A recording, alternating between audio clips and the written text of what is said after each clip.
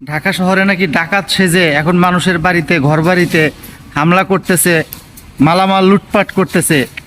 এগুলো এখন কে পাহারা দিবে? যেহেতু পুলিশ এখন মাঠে নেই, পুলিশ যেহেতু তারা ডিউটি মানে পুলিশও একটা আন্দোলন করতেছে, তারা যাতে স্বাধীনভাবে ডিউটি করতে পারে, তারা যাতে কোনো দল না হয়, সেজন্য তারাও একটা আন্দোলন করতেছে। আর এই সময় এই সুযোগে যারা কিনা ঢাকায় মানে লুটপাট এবং ডাকাতির মতো ঘটনা ঘটাইতেছেন, তাদেরকে পাহারা দেওয়ার জন্য আমি ছাত্র দল, ছাত্র শিবির, যারা সাধারণ ছাত্র যারা আন্দোলনের সাথে জড়িত আছেন, স্থানীয় লোকজন, আপনাদেরও একটু সতর্ক হওয়ার আহ্বান জানাইতেছি। আপনারাও একটু সতর্ক হন। বিশেষ করে এখন যারা আর কিনা এই আন্দোলনের সাথে কয়েকদিন জড়িত ছিলেন, তারা সাধারণ ছাত্রছাত্রী এবং ছাত্রদল, ছাত্র শিবির সবাই এই ডাকাতকে রুখে দিন, না হলে কিন্তু দেশের একটা বড় বদনাম হয়ে যাবে।